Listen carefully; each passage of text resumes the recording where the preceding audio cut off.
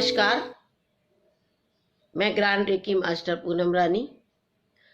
आज मैं आपको रेकी में क्या सावधानियां हमको रखनी है।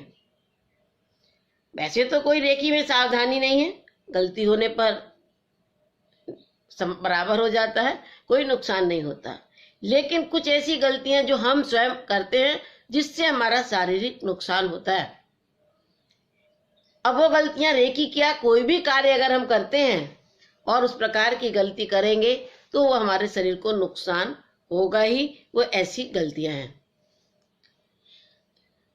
क्योंकि मैंने जब देखा कुछ अच्छे ग्रैंड रेकी मास्टर बहुत अच्छे से लोगों को उपचार करते थे, फिर भी वह बीमार पड़े और बीमार पड़कर उन्होंने रेकी छोड़ दी कि रेकी से हम बीमार पड़ गए। तब मुझे झटका लगा, क्योंकि मुझे भी ज्ञान मेरे टीचर ने, मेरे गुरु ने सिखाया था कि रेकी से कोई नुकसान नहीं होता। मैंने सोचा कि दोनों में कोई एक बात तो जरूर गलत है, या तो नुकसान होता है या नहीं होता। फिर मैंने इस पर अध्ययन किया, जो लोग बीमार पड़े उन पर सर्वे किया, उनसे डिस्कशन किया कि वो क्यों बीमार पड़े। तब मैंने कुछ पॉइंट्स पाए जिसके कारण वो बीमार पड़े, वह मैं आपसे आज शेयर करना चाहती हूँ। पहला है श्रेय स्वयं लेना। रेकी हम उपलब्ध कराते हैं, हम रेकी देते नहीं हैं। रेकी दी नहीं जाती है, रेकी उपलब्ध कराई जाती है। ब्रह्मांड की ऊर्जा है, हम उसको अपने माध्यम से, हाथों के माध्यम से फ्लो करके उस व्यक्ति के लिए जो ऊर्जा बह रही होती है, जिसके लिए हमने प्रार्थना की थी, उस व्यक्ति तक या उस लक्ष्य तक वह ऊर्जा पहुंचती है। लेकिन शुरू में क्या होता है, जब व्यक्ति रेकी सीखता है तब उसको प्राउड होने लगता है। एक व्यक्ति को दिया, उसका बुखार ठीक हो गया, उसका सिर दर्द ठीक हो गया, पैर दर्द ठीक हो गया, तो सोचता अब मैं कर सकता हूँ। फिर वो कहने लगता है, अरे मेरे को बताओ, मैं जुकाम ठीक कर सकता हूँ, मैं बुखार ठीक कर सकता हूँ। अब जब वो आप श्रेय स्वयं लेंगे, और हम सबको पता है कि हर व्यक्ति को अपने कर्मों का भोग तो भोगना ही होता है। वो जिस भी कर्म के कारण उसको वह कष्ट है, अगर आपने ठीक किया तो उन कर्मों का भुगतान फिर आपको करना होगा। अगर आप माध्यम में उपलब्ध कराने वाले हैं तो कर्मों का भुगतान ब्रह्मांड करेगा। ब्रह्मांड में उसकी नेगेटिव ऊर्जा जाएगी और वो उसको क्षमा करेगा और व्यक्ति ठीक होगा। लेकिन यदि आपने ठीक किया तो उसके कर्मों का भुगतान आपको करना पड़ेगा, जिसके कारण आपको लगेगा कि आप बीमार हैं, क्योंकि वह कष्ट जो उसको भोगना था वह आपको भोगना पड़ेगा। आप एक डाकिया की तरह हैं। जैसे चिट्ठी किसी के द्वारा लिखी गई, जिसके लिए लिखी गई उस तक पहुंचाने का काम आपने कर दिया। ब्रह्मांड की ऊर्जा है, वहां से आपने प्रेयर की और उस ऊर्जा को कॉल किया, अपने माध्यम से फिर हाथ के माध्यम से उस व्यक्ति तक पहुंचा दी और वह व्यक्ति ठीक हो गया। तो आपने माध्यम होने पर आपने डाक में उसमें स्टैंप लगाया जाता है और आपको तनख्वाह के रूप में वह पैसा मिलता है, उसका हिस्सा। तो आपने वहां पर कोई कर्मों का बंधन नहीं होता है, कोई कर्म आपसे नहीं जुड़ता है। इसीलिए आपको उसमें क्या लिखा है, अच्छा या बुरा, उससे डाकिया को कोई लेना देना नहीं होता है। इसीलिए आप श्रेय स्वयं ना लें। जिसको ठीक हुआ है वह तो कहेगा ही कि तुमने मेरे को ठीक कर दिया, तुम तो भगवान हो गए। तुरंत आपका फर्ज बनता है उससे कहें, ठीक करने वाला तो ऊपर वाला है, रेकी है, मैं तो सिर्फ माध्यम हूं। और आप अपने मन से प्रार्थना करेंगे, हे रेकी ऊर्जा, इसी प्रकार से और अधिक शक्तिशाली तरीके से मेरे अंदर से बहती रहो और लोगों का कल्याण करती रहो। तब पहला क्या हुआ, श्रेय स्वयं लेना। दूसरा, हम अपने पास से कुछ नहीं देते, हम मात्र माध्यम है।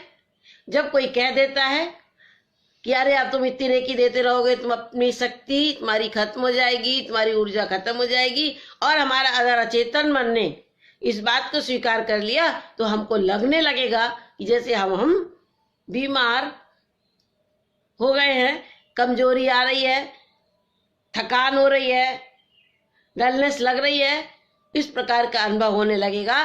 जब आप इस बात को स्वीकार कर लेंगे कि हमने बहुत देर तक दे डाली रेकी, अब मैंने सारी खर्च कर डाली, लेकिन रेकी देने से कभी भी हमारे शरीर से कोई ऊर्जा नहीं जाती। हम मात्र उस पाइप की तरह हैं जिसको नल में लगा करके पानी ले लिया जाता है और फिर बाल्टी में भर लिया जाता है। और पाइप हम हैं, हम स्वयं हैं। नल ब्रह्मांडी ऊर्जा है, बाल्टी ग्रहण करने वाला व्यक्ति है। अगर सूखे पाइप को लाएं बाजार से, उसको नल में लगाएं और पानी नल खोल के लें, पानी पाइप से भर ली बाल्टी आपने, पाइप पहले सूखा था, लेकिन आपने जब पानी लिया तो अंदर से पाइप सूखा नहीं, गीला रहेगा, यानी कुछ ना कुछ अंश उस पाइप ने सोख लिया। इसी प्रकार जब हम ऊर्जा देते हैं, किसी का उपचार करते हैं, जो हमारे अंदर से माध्यम से ऊर्जा बहती है, तो कुछ ना कुछ अंश हमारा शरीर सोख लेता है। तो अपने पास से कुछ देते नहीं है, बल्कि ले ही लेते हैं। यदि हम बीमार होते हैं, डिप्रेशन में है या किसी प्रकार से नकारात्मक है, तो हमारा शरीर ज्यादा मात्रा में ऊर्जा सोख लेता है, क्या कि अंदर व्यवधान होता है तो ऊर्जा को वो अपने अंदर सोख लेता है। ठीक उसी तरीके से अगर पाइप की लच्छी आप लपेटे रखें और उससे पानी लें, अब पानी लेने के बाद आप नल बंद कर देंगे, आप देखेंगे पाइप में पानी ज्यादा भरा रहेगा। चिकने फर्श पर पानी डालेंगे, एकदम फर्श पर सरक जाएगा। कच्ची मिट्टी वाले फर्श पर डालेंगे, पानी वहीं की वहीं सूख जाएगा। ऐसे ही जब ब्रह्मांड की ऊर्जा ऊपर से बहती है, अंदर किसी प्रकार की हम बीमारी है या किसी प्रकार की हमारे अंदर नेगेटिव नकारात्मकता है, तो हमारा शरीर ज्यादा ऊर्जा सोख लेता है और हाथों से ऊर्जा कम बहने लगती है। लेकिन हम अपने पास से कुछ नहीं देते, उपचार करने के बाद हमारे अंदर और अधिक ऊर्जा आ जाती है। इसीलिए इस भ्रम को भी निकाल दें। तीसरा है पोस्चर डिफेक्ट, यानी गलत स्थिति में बैठ करके रेकी उपलब्ध कराना। स्पाइन को झुका करके अगर हम किसी व्यक्ति को रेकी उपलब्ध कराते हैं, जमीन पर बैठकर हमने झुक करके रेकी दी या कुर्सी पर बैठकर झुक कर रेकी दी या हाथों में एक्सेस खिंचाव दे करके रेकी दी, तो हमारे गलत पोस्चर की वजह से हमें कष्ट होगा। अब झुक करके आप अगर लैपटॉप भी चलाते हैं ज्यादा देर तक, तो आपका स्पाइन खराब होगी। अब आपने लगातार कई घंटे, कई महीनों तक लोगों का उपचार करते रहे, सालों तक। अब आपका स्पाइन पूरी इस तरह से कर्व में झुकी हुई है।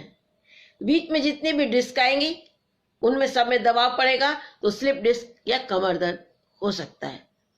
अगर वहां से जो वेन्स निकल रही हैं, जिस ऑर्गन्स को जा रही हैं, जिस ऑर्गन की वेन दब जाएगी उसी ऑर्गन का ऊर्जा का प्रवाह रुक जाएगा। ऊर्जा का प्रवाह रुकने से उस अंग का कष्ट होना शुरू हो जाएगा। तो इसमें रेकी का क्या दोष? अतः जब भी आप रेकी दें, रीढ़ की हड्डी को सीधी करके, पलंग पे व्यक्ति को लेटाया है तो 6 इंच की चौकी रख के सीधे बैठ जाएं। ऊपर काउंटर पर लेटाया है तो आप स्टूल रख के सीधे बैठ जाएं। हाथ को सीधा रखें, हार्ट से नीचे रखेंगे, खिंचाव हाथ में नहीं बनाएंगे और बिल्कुल हाथों को सहज रखते हुए, किसी प्रकार का खिंचाव ना बनाते हुए, हार्ट से हाथों को नीचे रखते हुए रेकी उपलब्ध कराएंगे तो किसी प्रकार का कोई कष्ट नहीं होगा। चौथा है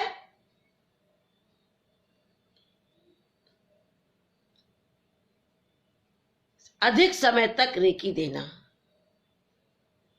यानी जो भी हमारी आपकी वर्किंग कैपेसिटी है, उस वर्किंग कैपेसिटी से बराबर लगातार लंबे समय तक रेकी देते चले जाएंगे तो भी आप बीमार पड़ेंगे। हर व्यक्ति की वर्किंग कैपेसिटी अलग अलग होती है। जो व्यक्ति जितना काम करने में थक गया, जितने घंटे काम करने में थक गया, वो थकान अगर आने लगी तो उसकी वर्किंग कैपेसिटी समाप्त हो गई। कोई एक ही काम क्या, कोई भी काम अगर अपनी क्षमता से अधिक लंबे समय तक लगातार करेंगे तो आप कष्ट में जाएंगे। किसी दिन इमरजेंसी की बात अलग है कि ज्यादा करना पड़ गया तो बाद में आपने आराम कर लिया, लेकिन दिनचर्या में लगातार अपनी वर्किंग कैपेसिटी को ध्यान में रखते हुए रेकी देंगे तो आप बीमार नहीं होंगे। 5वां है, जो रेकी के 5 नियम हैं, 5 प्रतिज्ञाएं हैं, उन प्रतिज्ञाओं को रोज सुबह शाम करते रहेंगे तो आपके अंदर स्वतः परिवर्तन आता चला जाएगा और आध्यात्मिक विकास होता चला जाएगा और आप स्वस्थ होते चले जाएंगे। रेकी करने से कभी बीमार नहीं पड़ेंगे, बल्कि रेकी करने से, दूसरों को देने से भी, स्वयं करने से भी सदैव रेकी से लाभ ही होता है। डिवाइन रेकी सेंटर, गीता नगर, कानपुर।